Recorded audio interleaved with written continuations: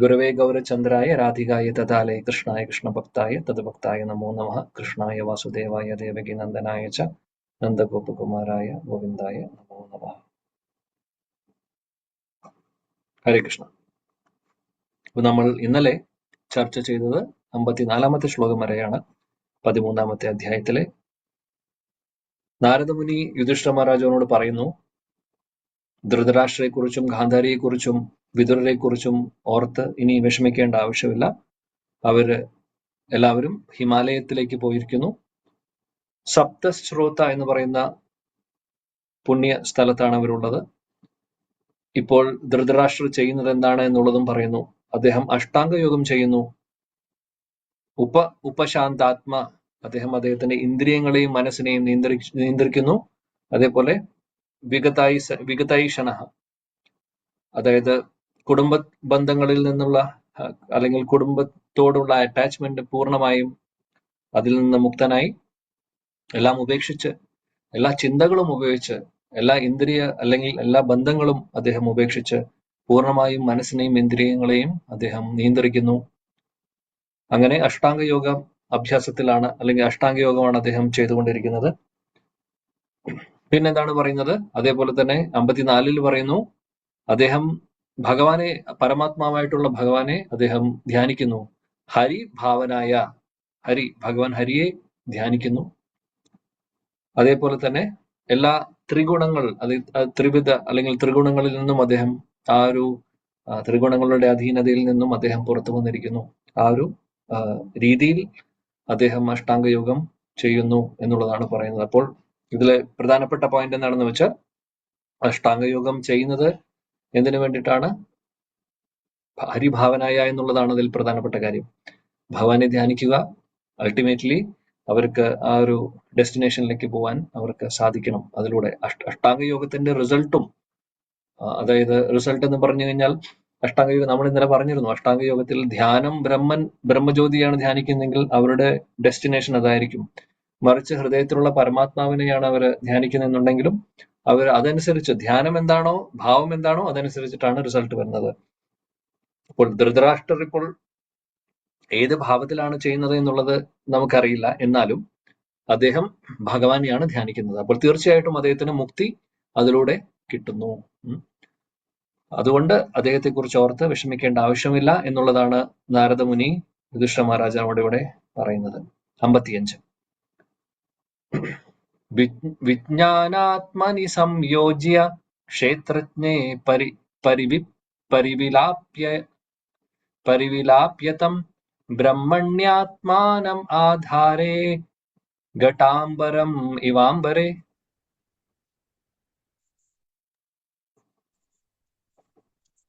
Okay, ആദ്യത്തെ yes, Ramabai Mataji വായിക്കൂ. ഹരേ കൃഷ്ണ പ്രഭു. ഓം നമോ ഭഗവതേ വാസുദേവായ. വിജ്ഞാനാത്മനി സംയോജ്യ ക്ഷേത്രജ്ഞേ പ്രവിലാപ്യതം ബ്രഹ്മണ്യാത്മാനം ആധാരേ ഘടാംബരം ഇവാംബരേ. വിവർത്തനം ബൈ ശ്രീല പ്രഭുപാദ് കി ജയ്. ധൃതരാഷ്ട്രർ തന്റെ ശുദ്ധ വ്യക്തിത്വത്തെ ബുദ്ധിയുമായി സംയോജിപ്പിച്ച ശേഷം ജീവസത്തയെന്ന നിലയിൽ പരബ്രഹ്മവുമായുള്ള തന്റെ ഗുണപരമായ ഐക്യത്തെക്കുറിച്ചുള്ള ജ്ഞാനത്തോടെ പരമപുരുഷനിൽ വിലയം പ്രാപിക്കേണ്ടതുണ്ട്. തടയപ്പെട്ട ആകാശത്തിൽ നിന്നും സ്വതന്ത്രനായി അദ്ദേഹം ആത്മീയ ആകാശത്തിലേക്ക് ഉയരേണ്ടതാണ്. ഹരേ കൃഷ്ണ. Thank you Prabhuji. ഹരേ കൃഷ്ണ. ഇവിടെ പറയുന്നു, ഇതാണ് അഷ്ടാംഗ യോഗത്തിന്റെ റിസൾട്ട്. അതായത് പരമാത്മാവായിട്ടുള്ള ഭഗവാനെ ധ്യാനിച്ചുകൊണ്ട് എല്ലാം അദ്ദേഹത്തിൽ സമർപ്പിച്ചുകൊണ്ട്, അതായത് ഇവിടെ പറയുന്നു ബുദ്ധിയും അതേപോലെ തന്നെ ഇന്ദ്രിയങ്ങളും മനസ്സിനെ എല്ലാം പൂർണ്ണമായും കേന്ദ്രീകരിച്ച് അല്ലെങ്കിൽ ഏകാഗ്രമാക്കി പൂർണ്ണമായും ഭഗവാനിലേക്ക് സമർപ്പിക്കുന്ന കാര്യമാണ് പറയുന്നത്. അങ്ങനെ അതീന്ദ്രിയമായിട്ടുള്ള ആ ബ്രഹ്മൻ എന്ന് പറയുന്ന ബ്രഹ്മജ്യോതിയല്ല ഉദ്ദേശിക്കുന്നത് ഇവിടെ. ബ്രഹ്മജ്യോതി എന്നുള്ളതല്ല ഉദ്ദേശിക്കുന്നത്, മറിച്ച് ഇവിടെ ഉദ്ദേശിക്കുന്നത് ബ്രഹ്മൻ എന്ന് പറയുന്നതിന്റെ ബ്രഹ്മണി ആത്മാനം എന്ന് ഉദ്ദേശിക്കുന്നു. ബ്രഹ്മണി എന്ന് പറയുന്നു പരിവിലാപ്പായ ബ്രഹ്മണി എന്ന് പറയുമ്പോൾ, അതായത് ചുരുക്കം പറഞ്ഞാൽ ആത്മീയ തലത്തിലേക്ക് ഉയരുന്നു, അതാണ് ഉദ്ദേശിക്കുന്നത്. ബ്രഹ്മജ്യോതിയിലേക്ക് ലയിക്കുന്നു എന്നുള്ളത് അർത്ഥം വരുന്നില്ല. കാര്യം ബ്രഹ്മൻ എന്ന് പറയുമ്പോൾ ചില കോണ്ടെക്സ്റ്റിൽ ബ്രഹ്മജ്യോതി ആവാം, ചിലപ്പോൾ അത് പരമസത്യത്തെ ബ്രഹ്മൻ എന്ന് പറയും, ഭഗവാനെയും ബ്രഹ്മൻ എന്ന് ചിലപ്പോൾ അഭിസംബോധന ചെയ്യും. അപ്പോൾ സിറ്റുവേഷൻ കോണ്ടെക്സ്റ്റ് അനുസരിച്ചിട്ടാണ്. അപ്പോൾ ഇവിടെ ഉദ്ദേശിക്കുന്നത് അദ്ദേഹത്തിന്റെ ആ ഒരു, അതായത് ത്രിഗുണങ്ങളുടെ അധീനതയിൽ നിന്ന് അദ്ദേഹം പുറത്തു വന്ന് ആ ഭൗതികമായിട്ടുള്ള തലത്തിൽ നിന്ന് ആത്മീയ തലത്തിലേക്ക് അദ്ദേഹം ഉയരുന്നു എന്നാണ് പറയുന്നത്. അങ്ങനെ ആത്മീയ ആകാശം ഇവിടെ പറയുന്നു, ഘട അംബരം, അതായത് ഇവിടെ പറയുന്ന അംബരെ എന്ന് ഉദ്ദേശിക്കുന്നത് ആത്മീയ ലോകത്തിലെ കാര്യമാണ് പറയുന്നത്. ഓക്കെ, ശീലപ്രഭുപാദി ഭാവാർത്ഥത്തിൽ സൂചിപ്പിക്കുന്നു, ജീവജാലങ്ങൾ ഭൗതികമായിട്ടുള്ള ആഗ്രഹങ്ങളോടുകൂടി ഇരിക്കുന്ന സമയത്ത് ആണ് ഈ ഭൗതിക ലോകവുമായിട്ട് അവർക്ക് കോണ്ടാക്ട് വരുന്നത്, അല്ലെ? നമ്മൾ ഓരോരുത്തരും ജീവസത്ത എന്ന് പറയുമ്പോൾ സച്ചിദാനന്ദമാണ്, ഭഗവാന്റെ അംശമാണ്. അങ്ങനെയുള്ളവര് ശരിക്കും നമ്മൾ ഭഗവാന്റെ ആന്തരിക ശക്തിയിൽ ഇരിക്കേണ്ടവരാണ്. എന്നാൽ നമുക്ക് തന്നിട്ടുള്ള ആ ഒരു ഫ്രീഡം, അല്ലെങ്കിൽ നമുക്ക് തന്നിട്ടുള്ള ആ സ്വാതന്ത്ര്യം നമ്മൾ എങ്ങനെയാണ് ഉപയോഗിക്കുന്നത് എന്നുള്ളതനുസരിച്ച്, അല്ലെങ്കിൽ ആഗ്രഹങ്ങൾ എന്താണോ എന്നുള്ളതാണ്, ആത്മീയമായിട്ടുള്ള ആഗ്രഹങ്ങളോ ഭൗതിക തലത്തിലുള്ള ആഗ്രഹങ്ങളോ, അതനുസരിച്ച് ആണ് നമ്മുടെ ഡെസ്റ്റിനേഷൻ മാറുന്നത്. ഇവിടെ പറയുന്നു, നമ്മൾ ആത്മീയ തലത്തിൽ ഇരിക്കേണ്ട ആളുകൾ ആഗ്രഹങ്ങൾ കാരണം, ഭൗതികമായിട്ടുള്ള ആഗ്രഹങ്ങൾ മൂലം അവര് ഈ ഭൗതിക ലോകത്തിന്റെ അല്ലെങ്കിൽ ഭഗവാന്റെ ബഹിരാംഗ ശക്തിയുടെ കീഴിൽ വരുന്നു എന്നുള്ളതാണ് പറയുന്നത്. എന്നാൽ ഈ ഒരു ബഹിരാംഗ, ഇവിടെ മഹത്വത്വം എന്ന് ഉദ്ദേശിക്കുന്നത് അതാണ്. കാര്യം മഹത്വത്വം എന്ന് പറയുന്നതിലാണ് എല്ലാവിധ ഈ ഭൗതിക ലോകത്തിന്റെ ക്രിയേഷന് വേണ്ടിയിട്ടുള്ള, സൃഷ്ടിക്ക് വേണ്ടിയിട്ടുള്ള എല്ലാ മൂലകങ്ങളും ഭഗവാൻ അവിടെയാണ് തരുന്നതും. ആ മഹത്വത്വത്തെയാണ് ഭഗവാൻ അദ്ദേഹത്തിന്റെ ദൃഷ്ടിയിലൂടെ അദ്ദേഹം ആക്ടിവേറ്റ് ചെയ്യുന്നതും. അങ്ങനെയാണ് പിന്നെ ഭൗതിക പ്രപഞ്ചം സൃഷ്ടിയും എല്ലാം നടക്കുന്നത്, ഇന്ദ്രിയങ്ങളും ബാക്കിയെല്ലാം ആക്റ്റീവ് ആവുന്നതൊക്കെ. അപ്പോൾ പ്രഭുപാദി പറയുന്നത്, ഇങ്ങനെയാണ് മഹത്വത്വമായിട്ട് നമുക്ക് കോണ്ടാക്ട് വരുന്നത്. ഇനി ഈ മഹത്വത്വത്തിൽ നിന്ന്, അല്ലെങ്കിൽ ഈ ഭൗതിക ലോകത്തിലെ ഈ ത്രിഗുണങ്ങളാവട്ടെ, ഭൗതിക ലോകത്തിന്റെ ഈ ഒരു പിടിയിൽ നിന്ന്, അല്ലെങ്കിൽ ഭഗവാന്റെ ബഹിരാംഗ ശക്തിയുടെ പിടിയിൽ നിന്ന് നമുക്ക് പുറത്തു വരാനും സാധിക്കും. അതിനുള്ള വഴിയാണ് ഇപ്പോൾ ഇദ്ദേഹം സ്വീകരിച്ചിട്ടുള്ളത് അഷ്ടാംഗ യോഗമാണെങ്കിലും അദ്ദേഹത്തിന്റെ ഡെസ്റ്റിനേഷൻ, അതിൽ നിന്ന് റിസൾട്ട് കിട്ടുന്നതും അദ്ദേഹം ഈ ഭൗതിക പ്രപഞ്ചത്തിന്റെ ഈ ഭഗവാന്റെ ബഹിരാംഗ ശക്തിയുടെ ആ ഒരു പിടിയിൽ നിന്ന് അദ്ദേഹം പുറത്തു പോകുന്നു. അതാണ് പറയുന്നത്. അങ്ങനെ അവസാനം നമ്മളെ സംബന്ധിച്ച് ഭക്തിയോഗം പ്രാക്ടീസ് ചെയ്യുന്ന ആൾക്കാര്, അവരെ സംബന്ധിച്ച് ഭഗവാന്റെ നിത്യമായിട്ടുള്ള സ്നേഹപൂരിതമായിട്ടുള്ള, പ്രേമപൂരിതമായിട്ടുള്ള ഭക്തിയുത സേവനങ്ങളാണ് നമുക്ക് ലഭിക്കുന്നത്. അത് ആത്മീയ ലോകത്തിൽ ഭഗവാന്റെ അടുത്ത്, ഭഗവാന്റെ കൂടെ ഉള്ള ഒരു നമുക്ക് ഭഗവാനെ സേവിക്കാനുള്ള ഒരു അവസരമാണ് കിട്ടുന്നത്. അപ്പോൾ ധൃതരാഷ്ട്രരുടെ സിറ്റുവേഷൻ, അദ്ദേഹം ഇപ്പോൾ അദ്ദേഹത്തിന്റെ കണ്ടീഷൻ, അദ്ദേഹത്തിന്റെ സിറ്റുവേഷൻ അനുസരിച്ച് അദ്ദേഹം ചെയ്തിട്ടുള്ളത് അഷ്ടാംഗയോഗമാണ്. പക്ഷെ എന്നാലും ഇതിൽ നിന്നും അദ്ദേഹത്തിനും ആത്മീയമായിട്ടുള്ള പുരോഗതിയാണ് സംഭവിക്കുന്നത്. ആത്മീയ തലത്തിലേക്ക് അദ്ദേഹം ഉയരുന്നു. അപ്പോൾ അങ്ങനെയാണ് ധൃതരാഷ്ട്രരുടെ നിന്ന് രക്ഷപ്പെടുന്നത്. അപ്പോൾ ഈ കാര്യങ്ങളെല്ലാം നാരദമുനി യുധിഷ്ഠിര മഹാരാജാവിനോട് പറയുവാണ്. അതുകൊണ്ട് ധൃതരാഷ്ട്രയെ കുറിച്ച് ഇനി ഓർത്ത് വിഷമിക്കേണ്ട ആവശ്യമില്ല. ധൃതരാഷ്ട്രം ഗാന്ധാരിയും, ധൃതരാഷ്ട്രരുടെ പാത തന്നെയാണ് ഗാന്ധാരിയും ഫോളോ ചെയ്യുന്നത്. അപ്പോൾ അവരുടെ ഡെസ്റ്റിനേഷനെ കുറിച്ച് ആലോചിച്ച് പേടിക്കേണ്ട, അവർക്ക് സദ്ഗതിയാണ് ഉണ്ടാവുന്നത് എന്ന് പറയുന്നു. പിന്നെ വിതുരന്റെ കാര്യം പറയേണ്ട ആവശ്യമില്ല. വിതുര മഹാത്മൻ, അദ്ദേഹം പരിശുദ്ധ ഭക്തനാണ്, യമരാജൻ തന്നെയാണ്. അദ്ദേഹത്തിന് പിന്നെ ഇതെല്ലാം നമുക്കറിയാം, അദ്ദേഹത്തിന്റെ ഡെസ്റ്റിനേഷൻ എന്താണെന്നുള്ളത്. തീർച്ചയായിട്ടും യമരാജന്റെ പോസ്റ്റിലേക്ക് തിരിച്ചു പോകുന്നു എന്നുള്ളതാണ് പറയുന്നത്. എന്നാൽ ഭഗവാനെ പോലെ, അല്ലെങ്കിൽ യമരാജനെ പോലുള്ള പരിശുദ്ധ ഭക്തർക്ക് മഹാജനങ്ങളിൽ ഒന്നാണ്. അവരെ സംബന്ധിച്ച് ഭൗതിക ലോകത്തിലോ ആത്മീയ ലോകത്തിലോ എന്നുള്ള വ്യത്യാസമല്ല. അവരെവിടെയാണോ അതാണ് അവരുടെ വൈകുണ്ഠം. കാരണം അവര് 24 മണിക്കൂറും അല്ലെങ്കിൽ സദാസമയം ഭഗവാന്റെ സേവനങ്ങൾ ചെയ്തുകൊണ്ടിരിക്കുകയാണ്. അങ്ങനെയുള്ളവർക്ക് ഭൗതിക ലോകം ആത്മീയ ലോകം തമ്മിൽ വ്യത്യാസമില്ല. അപ്പോൾ വിതുരരുടെ കാര്യം നമുക്ക് എടുത്തു പറയാനില്ല. അതായത് അങ്ങനെയുള്ള പരിശുദ്ധ ഭക്തർ എവിടെയാണോ ആ സ്ഥലം പുണ്യസ്ഥലമായി മാറുന്നു, ആ സ്ഥലം വൃന്ദാവനമായി മാറുന്നു, അല്ലെങ്കിൽ ആ സ്ഥലം വൈകുണ്ഠമായി മാറുന്നു. അതാണ് ശക്തി. തീർത്ഥി കൂർവന്തി തീർത്ഥാണി.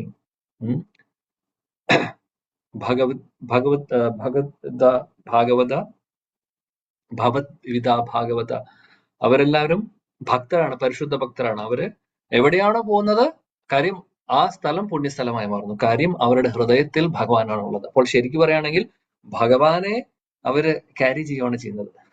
അപ്പോൾ അവർ ഭഗവാനെ ക്യാരി ചെയ്ത് അവരെ കൊണ്ടുപോകുമ്പോൾ ആ സ്ഥലം പുണ്യമാവുന്നു.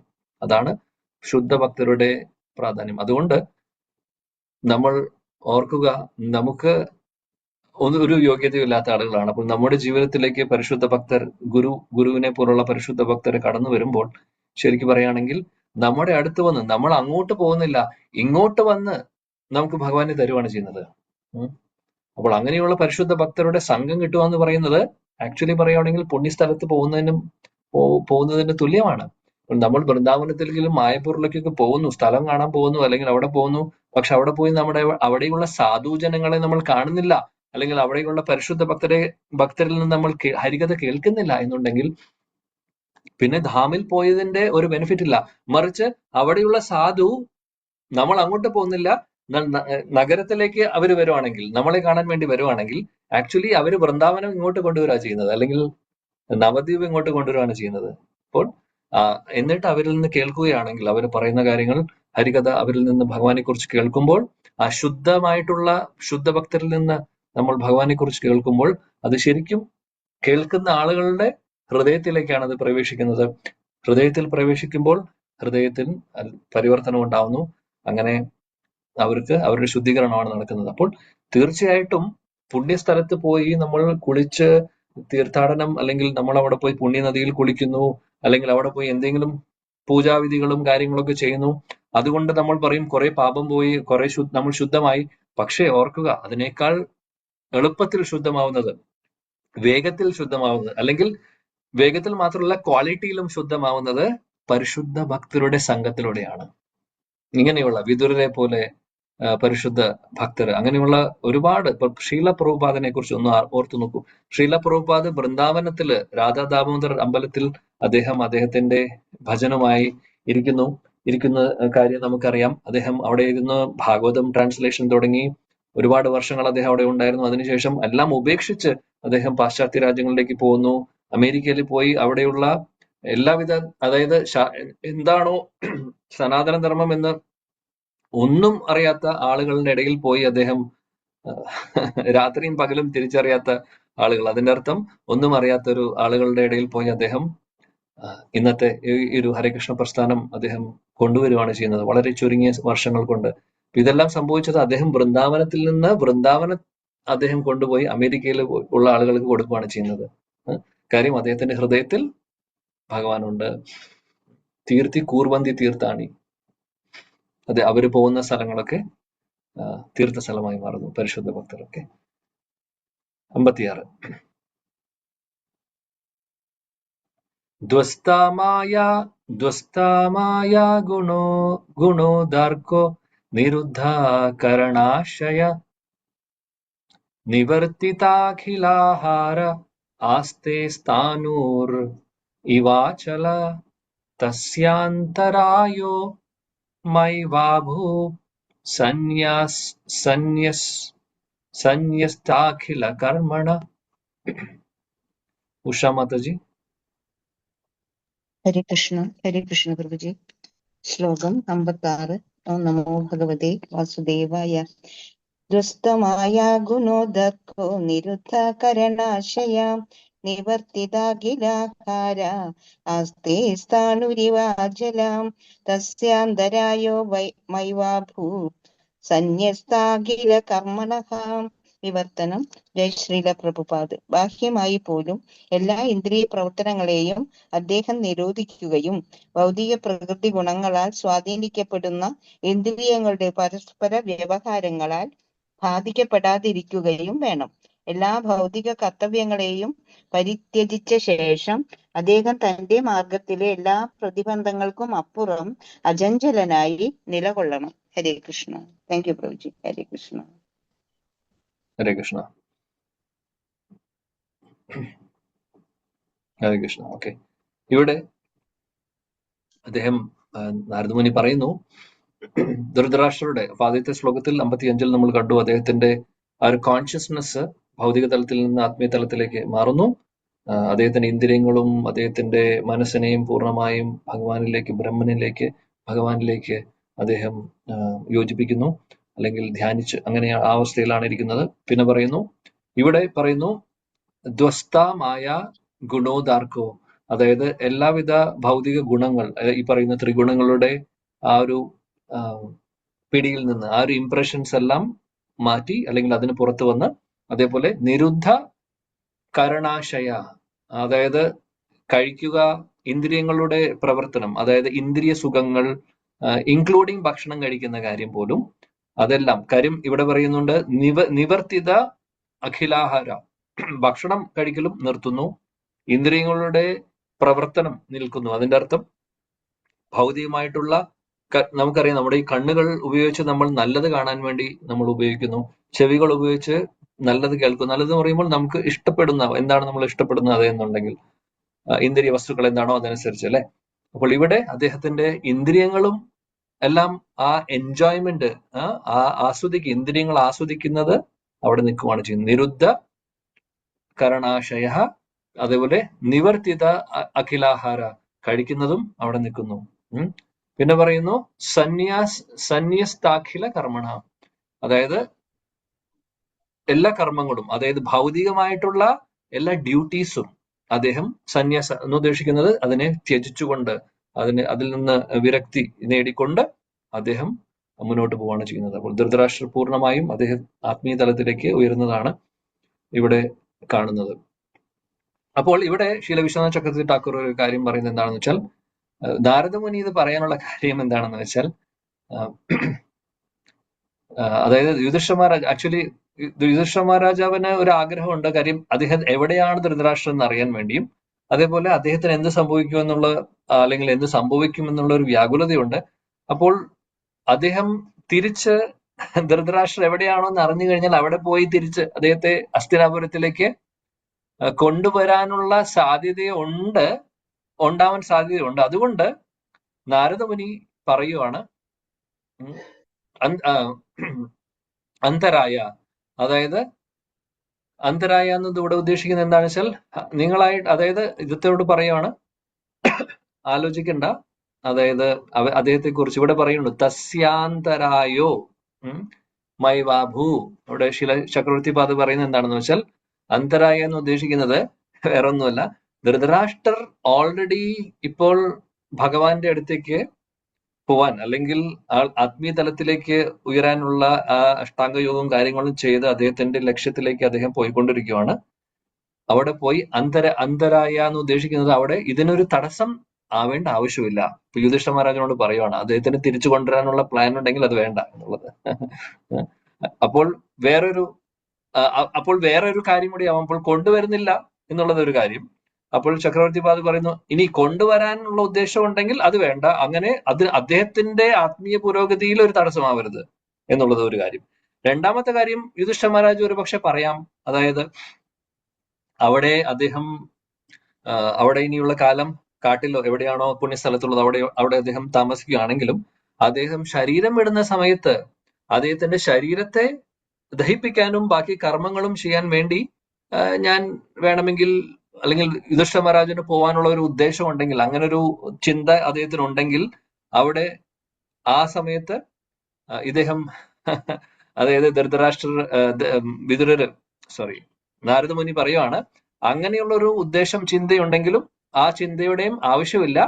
കാരണം അതിനുള്ള ഉത്തരം അടുത്ത ശ്ലോകത്തിലാണ് അദ്ദേഹം പറയുന്നത്. കാരണം അദ്ദേഹം പറയുന്നു, ധൃതരാഷ്ട്രരുടെ ശരീരം ദഹിപ്പിക്കേണ്ട കാര്യം ആർക്കും വരില്ല. കാര്യം അദ്ദേഹത്തിന്റെ അഷ്ടാംഗ യോഗത്തിലൂടെ സ്വയം അദ്ദേഹം ഈ ശരീരത്തെ അദ്ദേഹം നശിപ്പിക്കാന്ന് ഉദ്ദേശിക്കുന്നത് ഈ ഭൗതിക ശരീരം ഉപേക്ഷിച്ച് അദ്ദേഹം ആത്മീയ പാതയിലേക്ക്, ആത്മീയ ലോകത്തിലേക്ക് അദ്ദേഹം പോകുന്നു എന്നുള്ളത്. അപ്പോൾ അതിനുവേണ്ടി നമ്മൾ അവിടെ പോവേണ്ട ആവശ്യം വരുന്നില്ല. അതുകൊണ്ട് യുധിഷ്ഠിര മഹാരാജാവ് ഇനി അങ്ങനെങ്ങാനും ചിന്തിക്കുന്നുണ്ടെങ്കിൽ അതിന്റെ ആവശ്യമില്ല എന്നുള്ളത് അദ്ദേഹം സൂചിപ്പിക്കുകയാണ് 57-ൽ. നമുക്ക് നോക്കാം. ഇതാണ് ശീല വിശ്വനാഥ ചക്രവർത്തി ഠാക്കൂർ പറയുന്നത്. സവാ അദ്യാതനാദ്രാജൻ പരതാ പഞ്ചമേ ഹനി കലേവരം ഹാസ്യതി സ്വം തച്ച ഭസ്മീ ഭവിഷ്യതി.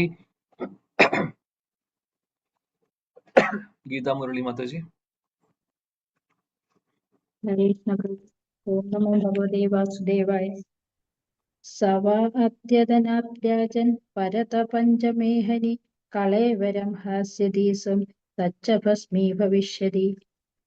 വർത്തന ശീലപ്രഭാത് കീജി. അല്ലയോ രാജാവേ, മിക്കവാറും ഇന്നേക്ക് 5-ാം ദിവസം അദ്ദേഹം ദേഹം ഉപേക്ഷിക്കും. അനന്തരം അദ്ദേഹത്തിന്റെ ശരീരം ഭസ്മമായി തീരും. ആ അതാണ് പറയുന്നത്. അപ്പോൾ ഞാൻ അതാണ് നേരത്തെ പറഞ്ഞത്. ഇനി എങ്ങാനും ഇദ്ദേഹം അങ്ങനെ ഒരു ചിന്തയുണ്ടെങ്കിൽ അതിന്റെ ആവശ്യമില്ല. അവിടെ പോയി ദഹിപ്പിക്കേണ്ട, ശരീരം ദഹിപ്പിക്കാവോ അങ്ങനെയുള്ള കാര്യങ്ങളൊന്നും ചെയ്യേണ്ട ഒരു ആവശ്യം വരില്ല. കാര്യം അദ്ദേഹത്തിന്റെ ശരീരം തനിയെ അദ്ദേഹത്തിന്റെ ശരീരം കത്തും എന്നുള്ളതാ പറയുന്നത്. കാര്യം യോഗത്തിലൂടെ ആ ഒരു തപോബലം കൊണ്ട് അദ്ദേഹത്തിന്റെ ശരീരം ഇല്ലാതെയാവും എന്നുള്ളത്. എന്നിട്ട് അദ്ദേഹം ആത്മീയ ലോകത്തിലേക്ക് ആത്മാവ് സഞ്ചരിക്കും. ഇതാണ് പറയുന്നത്. ശീല പ്രഭുപാദ് ഇവിടെ പറയുന്നു, യോഗ, ഈ അഷ്ടാംഗ യോഗത്തിൽ നിന്ന് ഈ പറയുന്ന ശക്തിയെല്ലാം, അഷ്ടാംഗ യോഗത്തിന്റെ പെർഫെക്ഷനിൽ ഈ പറയുന്ന നമ്മുടെ ശരീരം പോലും നമുക്ക് ദഹിപ്പിച്ചു കളയാനുള്ള, സ്വയം ദഹിപ്പിച്ചു കളയാനുള്ള ശക്തി വരെ നേടാൻ സാധിക്കും.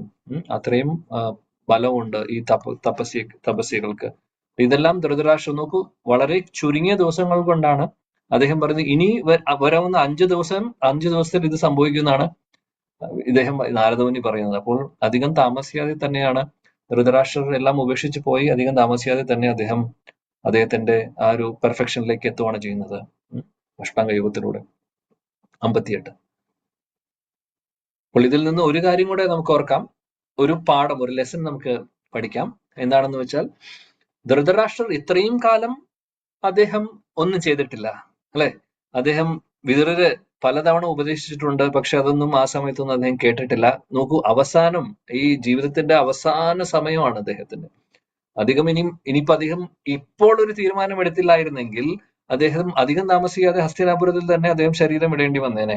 എന്നാൽ ആ സമയത്ത് കറക്റ്റായി വിതുരർ വന്നു, അദ്ദേഹത്തിന്റെ കണ്ണു തുറപ്പിച്ചു, അദ്ദേഹം അവിടെ നിന്ന് പോന്നു, എന്ന് എല്ലാം ഉപേക്ഷിക്കുന്നു. അങ്ങനെ പോയതിനു ശേഷം വളരെ ചുരുങ്ങിയ ദിവസം കൊണ്ട് അദ്ദേഹത്തിന്റെ ആത്മസാക്ഷാത്കാരത്തിന്റെ പാതയിൽ പെർഫെക്ഷൻ നേടുന്നു അദ്ദേഹം. അപ്പോൾ ഒന്ന് ആലോചിക്കണം. അപ്പൊ അദ്ദേഹം വിട്ടുപോയതിനു ശേഷം വളരെ ചുരുങ്ങിയ സമയം കൊണ്ട് അദ്ദേഹത്തിന് ഡെസ്റ്റിനേഷനിലേക്ക്, അല്ലെങ്കിൽ അദ്ദേഹത്തിന്റെ ലക്ഷ്യത്തിലേക്ക് അദ്ദേഹത്തിന് സാധിച്ചു. അപ്പൊ ഒന്ന് ആലോചിച്ച് നോക്കൂ, ആ സമയത്ത് അദ്ദേഹം ഇതെല്ലാം ഉപേക്ഷിച്ചതിന് ശേഷം അദ്ദേഹം അഷ്ടാംഗ യോഗത്തിൽ എത്രമാത്രം ആത്മാർത്ഥതയോടുകൂടി അദ്ദേഹം അത് ചെയ്തിട്ടുണ്ടാവും. വളരെ സിൻസിയർ ആയിട്ട് ചെയ്തിട്ടുണ്ടാവും. അതുകൊണ്ട് റിസൾട്ട് പെട്ടെന്ന് വരുവാണ് ചെയ്യുന്നത്.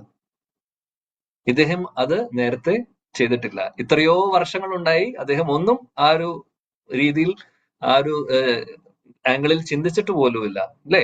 അപ്പോൾ ഇതിൽ നിന്നുള്ള നമുക്കുള്ള ലെസൺ എന്താണെന്ന് വെച്ചാൽ, ചെയ്യേണ്ട കാര്യങ്ങൾ ചെയ്യേണ്ട സമയത്ത് ചെയ്യുന്നതാണ് നല്ലത്. അവസാനത്തേക്ക് വേണ്ടി നമ്മൾ വെക്കേണ്ട ആവശ്യമില്ല.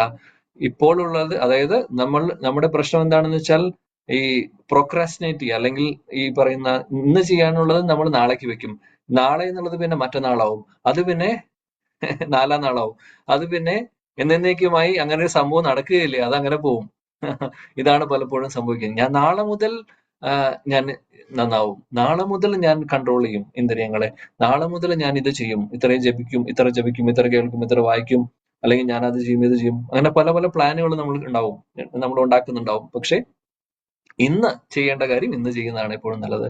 കാര്യം അദ്ദേഹത്തിന് വിതുരരുടെ ഒരു ഉപദേശം ഇതിനു മുമ്പും കിട്ടിയിട്ടുണ്ട്, സംഘവും കിട്ടിയിട്ടുണ്ട്, പാണ്ഡവരുടെ സംഘവും അദ്ദേഹത്തിനുണ്ട്. അപ്പോൾ നോക്കുമ്പോൾ സത്സംഗത്തിനുള്ള എല്ലാ വഴികളും ധൃതരാഷ്ട്രർക്കും ഉണ്ടായിരുന്നു.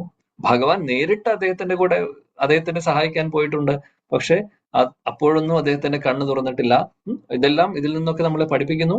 അതായത് ചിലപ്പോൾ സൗഭാഗ്യം എന്ന് പറയുന്നത്, അതായത് ഭഗവാന്റെ കൃപ, നമ്മളെ സംബന്ധിച്ച് ഭാഗ്യം എന്ന് പറയുന്നത് കൃപയാണ്. ആ കൃപ പലപ്പോഴും നമ്മുടെ ഡോറിൽ വന്ന് മുട്ടും. ഗുരുവിന്റെ രൂപത്തിലും, അല്ലെങ്കിൽ വേറെ ശാസ്ത്ര രൂപത്തിലോ, അല്ലെങ്കിൽ എങ്ങനെയെങ്കിലും വൈഷ്ണവരുടെ രൂപത്തിലോ ഭഗവാന്റെ കൃപ നമ്മുടെ മുമ്പിൽ വരും. പക്ഷെ ആ സമയത്ത് നമ്മൾ അതിനെ മനസ്സിലാക്കിയില്ലെങ്കിൽ നമുക്ക് വലിയൊരു നഷ്ടമാണ് സംഭവിക്കുന്നത്. പിന്നെ ഒരുപാട് കാലങ്ങൾ കഴിഞ്ഞിട്ടായിരിക്കും ചിലപ്പോൾ അത് വീണ്ടും കിട്ടാൻ പോകുന്നത്. അതുകൊണ്ട് നമ്മൾ വൈഷ്ണവരുടെ സംഘം കിട്ടുന്നതും, ഹരികഥ കേൾക്കുന്നതും, പരിശുദ്ധ ഭക്തരുമായിട്ടുള്ള ഒരു അസോസിയേഷൻ കിട്ടുക എന്നൊക്കെ പറയുന്നത്, അതൊക്കെ വളരെ റെയർ ആയിട്ടുള്ളതാണ്.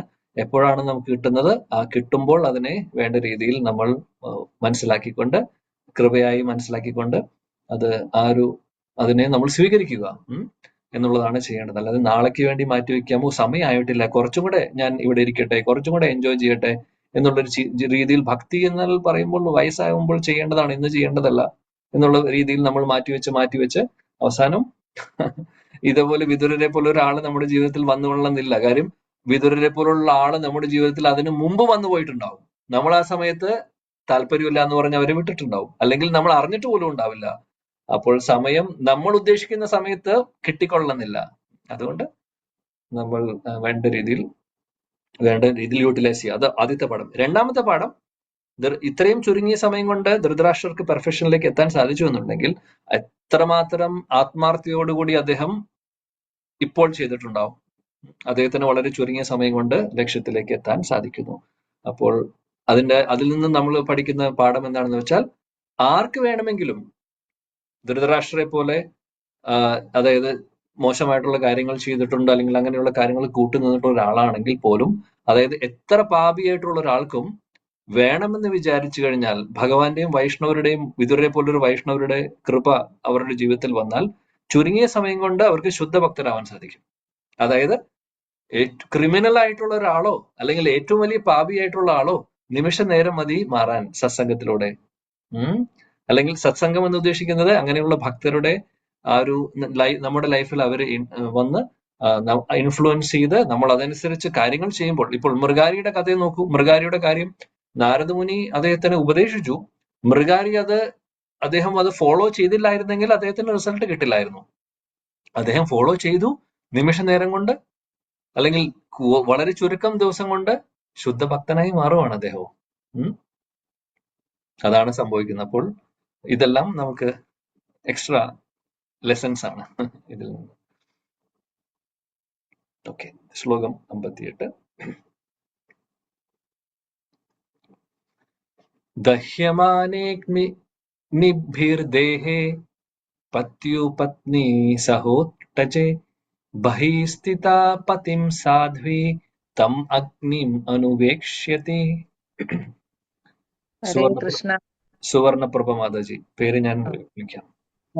ഹരേ കൃഷ്ണ. ഹരേ കൃഷ്ണ പ്രഭുജി. ഓം നമോ ഭഗവതേ വാസുദേവായ. ശ്ലോകം 58. ദഹ്യമാനേ അഗ്നിഭിർദേഹേ പത്യുപഗ്നി സഹോടജേ ബഹിസ്ഥിതാ പതിം സാധ്വി തമഗ്നിം അനുവേക്ഷ്യതി. വിവർത്തനം ബൈ ശ്രീലപ്രഭുപാദ് കി ജയ്.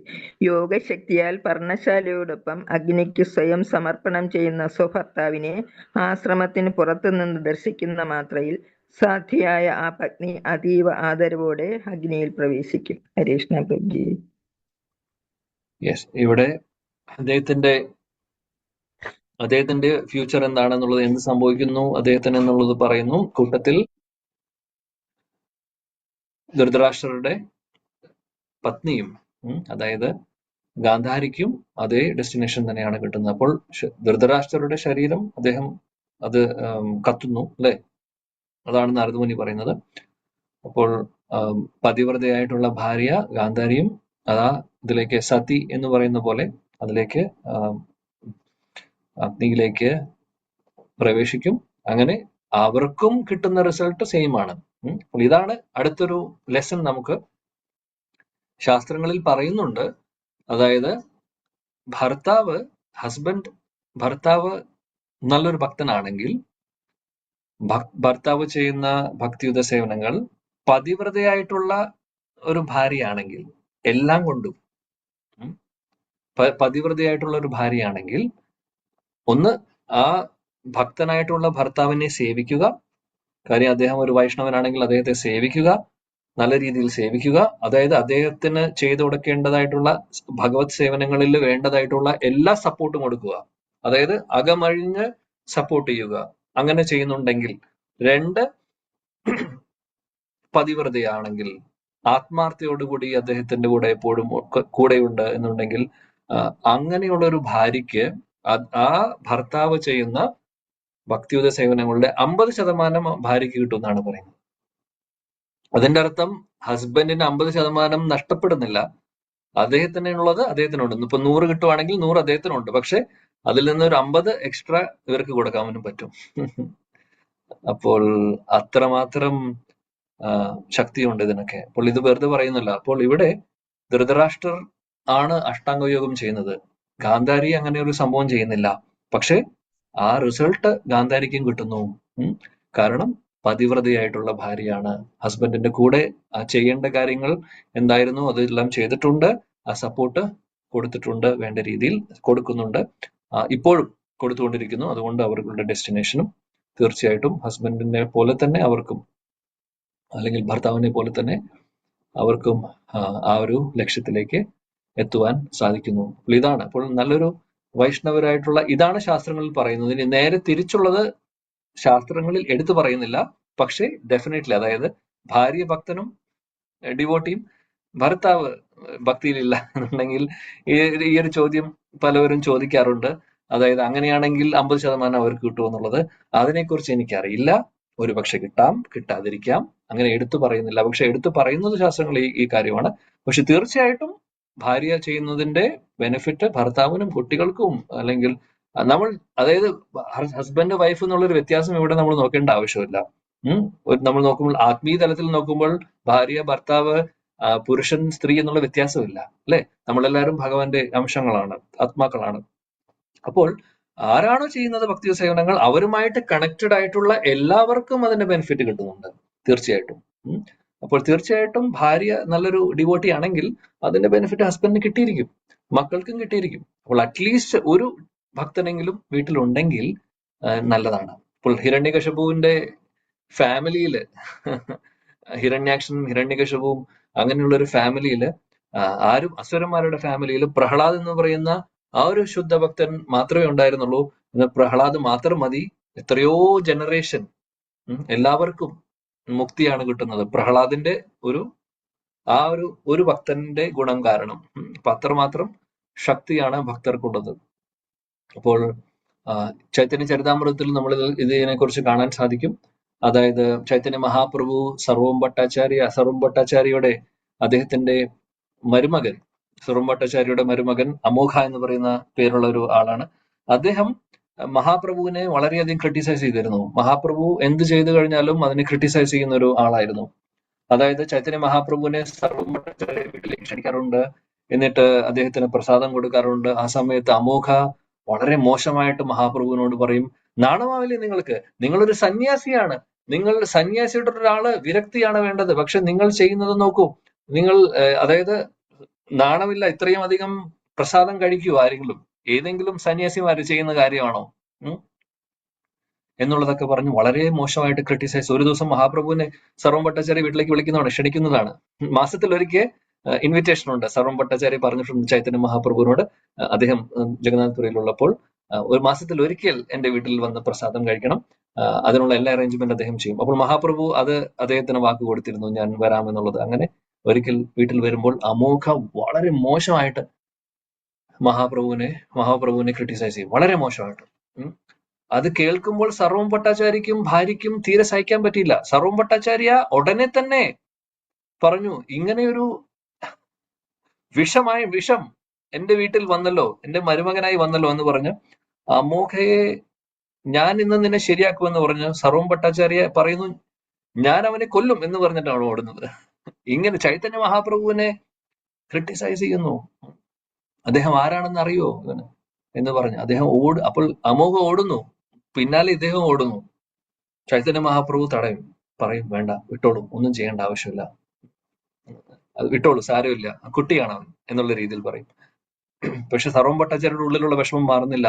അവസാനം അദ്ദേഹത്തിന്റെ ഭാര്യയും പറയും, ശരിയാണ്, നമ്മൾ അദ്ദേഹം പറയുന്നത് ശരി, അമോഘ പറയുന്നത് തീരെ ശരിയല്ല, സഹിക്കാൻ പറ്റുന്ന കാര്യമല്ല, നമ്മൾ അംഗീകരിക്കേണ്ട കാര്യമല്ല.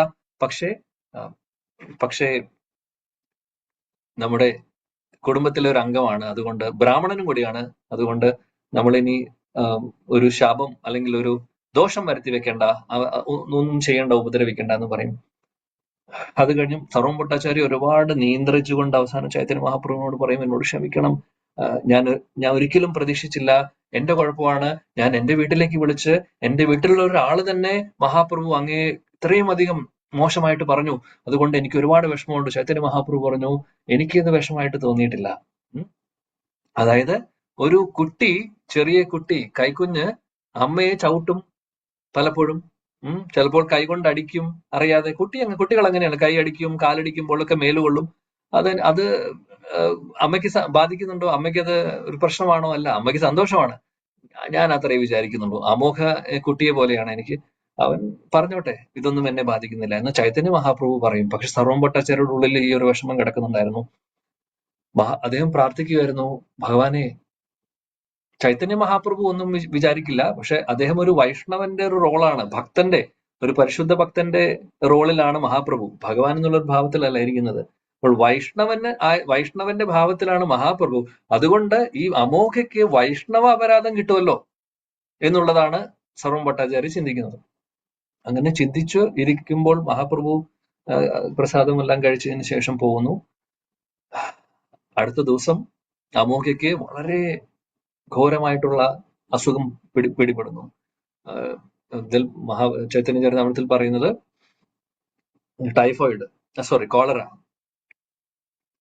കോളറ എന്ന് പറയുന്ന അസുഖം. അപ്പോൾ അദ്ദേഹം മരണക്കിടക്കയിലാണ്. അദ്ദേഹത്തെ അസുഖം അങ്ങനെ ബാധിച്ചു അമോഘയ്ക്ക്. സർവം ഭട്ടാചാര്യ ഓടി ചൈതന്യ മഹാപ്രഭുവിന്റെ അടുത്ത് വന്ന് പറയുന്നു, മഹാപ്രഭു, അമോഘ വയ്യാതെയായി. ഇന്നലെ അങ്ങ് വന്നു പോയതിന് ശേഷം അദ്ദേഹം കിടപ്പായി. ഇപ്പോൾ വൈദ്യൻ വന്ന് നോക്കി ശരീരം വിടുമെന്നാണ് പറയുന്നത്. ചൈതന്യ മഹാപ്രഭുവിന്റെ ഹൃദയത്തിൽ ഒരുപാട് വിഷമം തോന്നി. ചൈതന്യ മഹാപ്രഭു ഓടുകയാണ് ചെയ്യുന്നത്. സർവം ഭട്ടാചാര്യരോട് പറയുന്നു, ഞാൻ കൂടെ വരുന്നു എന്ന് പറഞ്ഞു ചൈതന്യ മഹാപ്രഭു ഓടിപ്പോകുന്നു സർവം ഭട്ടാചാര്യരുടെ വീട്ടിലേക്ക്. എന്നിട്ട് അമോഘയുടെ അടുത്ത് പോയിരിക്കും ചൈതന്യ മഹാപ്രഭു. അമോഘയുടെ കൈ പിടിക്കും. അദ്ദേഹത്തിന്റെ ഹൃദയത്തിൽ കൈവച്ചുകൊണ്ട് അമോഘോട് പറയും, നീ വിഷമിക്കണ്ട, എല്ലാം ശരിയാവും. മഹാപ്രഭുവിന്റെ ആ ഒരു സ്പർശനം അദ്ദേഹത്തിന്റെ ഹൃദയത്തിൽ, മഹാപ്രഭുവിന്റെ ഹൃദയത്തിൽ, ഈ ഹൃദയഭാഗത്ത് മഹാപ്രഭു കൈവച്ചുകൊണ്ട് പറയും, നിന്റെ ഹൃദയത്തിലുള്ള എല്ലാ അനർത്ഥങ്ങളും ഞാനെടുത്ത് കളയാൻ പോവാണെന്ന് പറയും. മഹാപ്രഭു അതിലുള്ള എല്ലാ, അതായത് അമോഘയുടെ ഹൃദയത്തിലുള്ള എല്ലാം അനർത്ഥങ്ങളെ എടുത്ത് കളയുന്നു.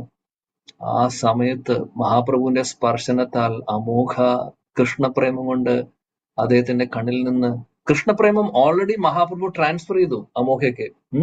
കണ്ണിൽ നിന്ന് വെള്ളം വരുന്നു. അദ്ദേഹം സ്വാത്വികമായിട്ടുള്ള വികാരങ്ങളൊക്കെ അദ്ദേഹത്തിന്റെ ശരീരത്തിൽ പ്രകടമാവുന്നു. അദ്ദേഹം ഉടനെ തന്നെ ആ ബെഡിൽ നിന്ന് അദ്ദേഹം മരിക്കാൻ വേണ്ടി കിടക്കുവാണ്. ആ ഒരു സിറ്റുവേഷനിലാണ് ചാടി എഴുന്നേറ്റ് പറയുന്നു ചൈതന്യ മഹാപ്രഭുവിനോട്, എന്നോട് ക്ഷമിക്കണം, ഏറ്റവും ഇതിനും വലിയ ഒരു അപരാധം ഇനി എന്താണ് ഞാൻ ചെയ്യാനുള്ളത്, എന്നോട് ക്ഷമിക്കണം, അങ്ങേ ഞാൻ ഇന്നലെ ഒരുപാട് മോശമായി പറഞ്ഞു, എന്നോട് ക്ഷമിക്കണം എന്ന് പറഞ്ഞ് അദ്ദേഹം കരഞ്ഞുകൊണ്ട് മഹാപ്രഭുവിന്റെ തൃപ്പാദങ്ങൾ അദ്ദേഹം മുറുക്കെ പിടിക്കുന്നു. എന്നിട്ട് അപ്പോൾ ചൈതന്യ മഹാപ്രഭു പറഞ്ഞു, എനിക്ക് കുഴപ്പമൊന്നുമില്ല, അതൊന്നും എനിക്ക് പ്രശ്നമല്ല, എനിക്കൊന്നും ഒരു വിഷമമായിട്ടില്ല, നീ എന്റെ കുട്ടിയെ പോലെയാണ് എന്നുള്ള രീതിയിലാണ് പറയുന്നത്. വിഷമിക്കേണ്ട ആവശ്യമില്ല, നിന്നെ ഭഗവാൻ അനുഗ്രഹിക്കും. അപ്പോൾ അമോഘ ഒരു കാര്യം ചോദിക്കും ചൈതന്യ മഹാപ്രഭുവിനോട് ചോദിക്കും, മഹാപ്രഭു, എന്ത് യോഗ്യതയാണ് എനിക്കുള്ളത്? എനിക്കൊരു യോഗ്യതയുമില്ല. കാര്യം എന്നെ പോലെ ആദ്യമായിട്ടല്ല, ഞാൻ ഇതിനു മുമ്പ് അങ്ങ് വന്നപ്പോൾ മോശമായി പറഞ്ഞിട്ടുണ്ട്. മാത്രമല്ല, അങ്ങയെക്കുറിച്ച് എന്റെ മനസ്സിൽ ഇതേപോലുള്ള മോശമായിട്ടുള്ള ചിന്തകൾ മാത്രമേ ഉണ്ടായിട്ടുള്ളൂ. ഈ ഒരു അപരാധം ഞാൻ ചെയ്തല്ലോ, ഇതിനു മുമ്പും ചെയ്തിട്ടുണ്ട്. എന്നിട്ടും ഇതെല്ലാം അങ്ങേക്ക് അറിയാം. അങ്ങ് പരമാത്മാവായിട്ട് എല്ലാവരുടെ ഹൃദയത്തിലുള്ള ആളാണ്. അങ്ങേക്ക് ഇതെല്ലാം അറിയാം. അറിഞ്ഞിട്ടും അങ്ങ് എന്നോട് ക്ഷമിച്ചു. മാത്രമല്ല, ഇപ്പോൾ എനിക്ക് നാവിൽ നാമം മാത്രമേ വരുന്നുള്ളൂ. അങ്ങയെ ക്രിട്ടിസൈസ് ചെയ്തുകൊണ്ടിരുന്ന ഈ നാവിൽ ഇപ്പോൾ വേറെ ഒന്നും വരുന്നില്ല, നാമം മാത്രമേ ഉള്ളൂ. ഹരികൃഷ്ണ മഹാമന്ത്രം മാത്രമാണ് എനിക്ക് ഇപ്പോൾ എന്റെ നാവിൽ വരുന്നത്. ഇതെല്ലാം എങ്ങനെ സംഭവിച്ചു? എന്റെ ഈ പരിവർത്തനം നിമിഷ നേരം കൊണ്ട് എങ്ങനെ സംഭവിച്ചു എന്ന് എനിക്കറിയില്ല. അതിനുള്ള എന്ത് യോഗ്യതയാണ് എനിക്കുള്ളത് എന്ന് അദ്ദേഹം ചോദിക്കുന്നു. അപ്പോൾ ചൈതന്യ മഹാപ്രഭു അദ്ദേഹത്തിന്റെ കൈകൾ പിടിച്ചുകൊണ്ട് പറയുന്നു, നിനക്ക് ഒരു യോഗ്യതയുമില്ല, പക്ഷെ നീ സർവഭൗമ ഭട്ടാചാര്യയുടെ ബന്ധുവാണ്. എനിക്ക് സർവഭൗമ ഭട്ടാചാര്യയെ ഒരുപാട് ഇഷ്ടമാണ്. അതുകൊണ്ട് നിനക്കും ഈ ഒരു കൃപ കിട്ടിയിരിക്കുന്നു. വേറൊരു ക്വാളിഫിക്കേഷൻ എനിക്കില്ല. ക്വാളിഫിക്കേഷൻ എന്താണ്? അമോഘ സർവഭൗമ ഭട്ടാചാര്യയുടെ ബന്ധു ആയതുകൊണ്ടും മാത്രം. ഇതാണ്. അപ്പോൾ നമുക്ക് യോഗ്യതയില്ലെങ്കിലും ഭഗവാന്റെ ഒരു ശുദ്ധ ഭക്തൻ വീട്ടിലുണ്ടെങ്കിൽ അല്ലെങ്കിൽ ഒരു പരിശുദ്ധ ഭക്തൻ വീട്ടിലുണ്ടാവണമെന്നില്ല. അവരുടെ കൃപയുണ്ടെങ്കിൽ ഒരു യോഗ്യതയില്ലാത്ത നമുക്കും ഏറ്റവും കൃഷ്ണപ്രേമം നമുക്ക് കിട്ടും. അവിടെ വരെ നമുക്ക് എത്താൻ സാധിക്കും. അത്രമാത്രം ശക്തിയാണ് സംഘത്തിനുള്ളത്, സത്സംഗത്തിനുള്ളത്. അപ്പോൾ ഈ ഒരു കഥയും നമുക്ക് ഇവിടെ ഓർക്കാവുന്നതാണ്. ഇപ്പൊ ധൃതരാഷ്ട്ര മഹാകൃപ കിട്ടിയത് വിതുരരുടെ പ്രസൻസ് കൊണ്ടാണ്. ആമോഖയ്ക്ക് കിട്ടിയത് സർവ്വം ഭട്ടാചാര്യ ഉള്ളത് കൊണ്ടാണ്. അപ്പോൾ ഇതൊക്കെയാണ് നമുക്ക് ഇവിടെ പഠിക്കാനുള്ള ലെസൺസ്. ഓക്കെ, സോ ഞാനിവിടെ അവസാനിപ്പിക്കുന്നു. ഭഗവാന്റെ കൃപയുണ്ടെങ്കിൽ നാളെ നമുക്ക് കണ്ടിന്യൂ ചെയ്യാം. ഇപ്പോൾ എവിടെയാണോ നിർത്തിയിട്ടുള്ളത് അവിടെ നിന്ന്. ശീല പ്രഭുപാദ് കി ജയ്, ഗ്രന്ഥരാജ് ശ്രീമദ് ഭാഗവതം കി ജയ്, समवेद गौर भक्त वृंद की जय, गौड़ीय गुरु वृंद की जय, सचिनंदन श्री गौर हरि की जय, श्रील गुरुदेव की जय, श्री वृंदावन धाम की जय. जय जय श्री राधेश्याम, जय जय श्री राधेश्याम, जय जय श्री राधेश्याम. Thank you. ഹരേ കൃഷ്ണ. ഹരേ കൃഷ്ണ. എന്തെങ്കിലും സംശയം ഉണ്ടോ ചോദിക്കാം?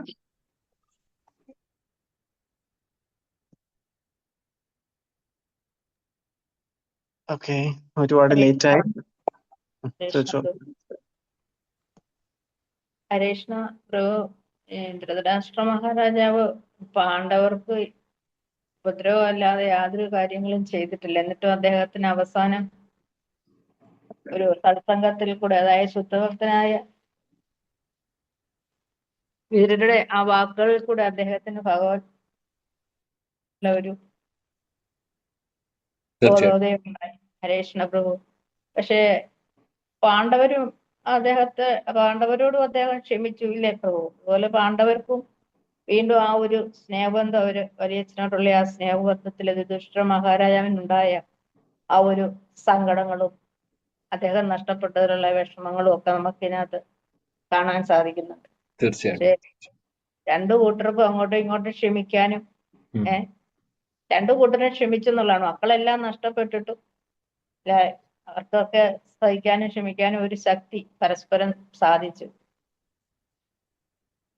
അതാണ് ഏറ്റവും വലിയ മനസ്സെന്ന് പറയുന്നത്. തെറ്റുകൾ ചെയ്താലും മക്കളെല്ലാം നഷ്ടപ്പെട്ടിട്ടും അദ്ദേഹം അതിലകത്ത് ലാസ്റ്റ് ഭഗവത് സന്നിധിയിൽ എത്താനുള്ള മാർഗം ഒരു ശുദ്ധ ഭക്തനിൽ കൂടെ അദ്ദേഹത്തിന് കിട്ടിയെന്നുള്ളതാണ്. അതുപോലെ ശുദ്ധ ഭക്തരുടെ സഹായം ഉണ്ടെങ്കിൽ നമുക്ക് ലാസ്റ്റ് മൊമെന്റിലാണെങ്കിലും നമുക്കൊക്കെ അങ്ങ് രക്ഷപ്പെടാൻ സാധിക്കില്ലേ പ്രഭു? തീർച്ചയായിട്ടും. അതുകൊണ്ടാണ് ഈ ഒരു മഹാപ്രഭുവിന്റെ സ്റ്റോറിയും കൂടെ പറഞ്ഞത്. കൃഷ്ണ പ്രഭുവിനെ പോലെയുള്ള ആത്മീയതയിൽ വളരെ ഉന്നതിയിൽ തന്നെ നിൽക്കുന്നു എന്ന് തന്നെ പറയാം. ഭഗവാന്റെ അനുഗ്രഹം കൊണ്ട് പ്രഭുവിന്റെ വായിൽ നിന്ന് വരുന്ന ഓരോ വാക്കുകളും വളരെ വളരെ അമൂല്യമായ ഒരു മുത്താണ് ശരിക്കും പറഞ്ഞ്. അതൊക്കെ നമ്മളെ ഭഗവാനിലേക്ക് എത്തിക്കാനുള്ള ഒരു റൂട്ടായിട്ട് തന്നെ ഞങ്ങൾക്ക് അനുഭവപ്പെടുന്നു. പ്രഭുവിന് ഭഗവാന്റെ അനുഗ്രഹം എപ്പോഴും ഉണ്ടാകട്ടെ. Many thanks. ഹരേ കൃഷ്ണ പ്രഭു. ഹരേ കൃഷ്ണ. എല്ലാരും അതുകൊണ്ട് പ്രഭുവിനെ ഇറുക്കി പിടിക്കുക. പ്രഭുവിന്റെ കൂടെ പെട്ടെന്ന് ഭഗവാന്റെ അടുത്ത് നമുക്ക് കൃഷ്ണ പ്രഭു, ഞാൻ സ്ട്രഗിൾ ചെയ്യുന്നത് എനിക്ക് മാത്രമേ അറിയുള്ളൂ. നിങ്ങളുടെ എല്ലാവരുടെയും പ്രാർത്ഥനയുണ്ടെങ്കിൽ തീർച്ചയായിട്ടും നമ്മളെല്ലാവരും ഒരുമിച്ച് മുന്നോട്ട് പോകും. അതിന് സംശയമൊന്നുമില്ല. എനിക്ക് വേണ്ടി പ്രാർത്ഥിക്കുക. ശോഭ മാതാജി മകനെ പോലെ കണ്ട് പ്രാർത്ഥിക്കൂ. തീർച്ചയായിട്ടും പ്രഭു. അത് ഈ ഭാഗവതം ഒന്ന് തീർക്കുന്നത് വരെ ഈ പ്രഭുവിനെയും കാണണം, നമുക്ക് ഭഗവത് കഥ കേൾക്കാൻ വേണം. അതുവഴി ഒരു ആയുസ് ഭഗവാൻ നീട്ടിത്തരാൻ പ്രഭുവും പ്രാർത്ഥിക്കുക. ഹരേഷ്ണ പ്രഭു. ഇത് നമ്മുടെ வாழ்க்கைയുടെ തീരുമെന്നൊന്നും നമുക്കറിയത്തില്ല. പരിശുദ്ധ മഹാരാജാവിന് 7 ദിവസം കിട്ടി, കട്ടുങ്ക മഹാരാജാവിന് 1 മുഹൂർത്തം കിട്ടി. പക്ഷേ നമ്മളെ പോലെയുള്ള ഈ ആത്മാക്കൾക്ക് അടുത്ത നിമിഷം പോലും നമുക്ക് എന്താണെന്ന് അറിയത്തില്ല. അവർക്ക് ആ 7 ദിവസം കൊണ്ട് ഭക്തിയിലൂടെ ഉയർന്ന് ഭഗവാൻ ഗോലോകത്തെത്തുവാൻ സാധിച്ചു. ആ 7 ദിവസത്തിനകം അവർ മരിക്കത്തില്ലെന്നുള്ള ഒരു മുഹൂർത്തം എന്ന് പറയുമ്പോൾ ഒരു 45 മിനിറ്റ് എങ്കിലും കിട്ടി. നമുക്ക് അത്ര പോലും കിട്ടൂല. അപ്പൊ അതുകൊണ്ട് നമുക്ക് ഈ ഭാഗവത പാരായണം തീരുന്നത് വരെ ഭഗവാന്റെ അനുഗ്രഹം കൊണ്ട് പ്രഭുവിനെ ഇത് കേൾക്കാൻ ഒരു ഭാഗ്യം ഉണ്ടാകണേ പ്രാർത്ഥിക്കുന്നു. ഹരേഷ്ണ പ്രഭു. ഹരേഷ്ണ. ഭാഗവത പ്രവാഹം ഏതായാലും ഒരു 5-6 വർഷം നീണ്ടു നിൽക്കും. അങ്ങനെ സംഭവിച്ചിട്ടുണ്ട്. ഹരേ കൃഷ്ണ. എല്ലാരും വരിക. പ്രഭുജിയോട് ആദരപൂർവ്വം നമ്മള് 2 പ്രാവശ്യം ഹരേ കൃഷ്ണ മന്ത്രം പറഞ്ഞ് Hare Krishna, Hare Krishna, Krishna Krishna, Hare Hare, Hare Rama, Rama Rama, Hare Hare, Rama Hare Hare Hare, Hare Krishna, Hare Rama, Rama Rama, Hare Rama, Hare Hare, Hare Rama, Rama Rama, Hare Hare, Rama Rama Rama, Hare Hare. अनेक कोटि वैष्णव वृंद की हरिनाम संकीर्तन यज्ञ की हरे कृष्णा महामंत्र की श्रील प्रभुपाद की जय। श्री अनंत पद्मनाभ स्वामी की जय। हरे कृष्णा प्रभु, धन्यवाद प्रणाम। Hare Krishna, Prabhuji. Hare Thank you, Krishna. Prabhuji. Thank you. Hare Krishna. प्रणाम प्रभु, हरे Hare कृष्णा, Krishna. प्रणाम। Pranam. Thank you, Prabhuji. Pranam.